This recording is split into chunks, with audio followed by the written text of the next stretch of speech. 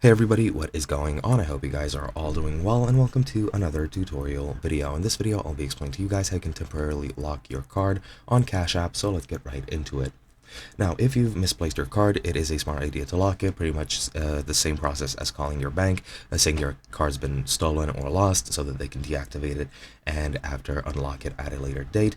And to temporarily lock it, you can do it through the app or online to prevent new charges if you think somebody might have stolen it. Now, this is very easily done, and I'll show you using this guide because I don't have Cash App in my region, so I hope you guys don't mind. But pretty much, as you can see, it only takes a couple of steps, and those steps are if you have the app, you can go into the app, log in, and then go to the card tab, which is the second icon from the left at the bottom toolbar, or well, bottom bar.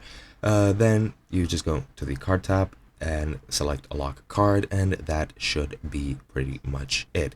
And once you lock it, you can unlock it yourself through the app anytime you would like, I'm pretty sure, but you should make sure you find your card or get a new one if you think it's stolen.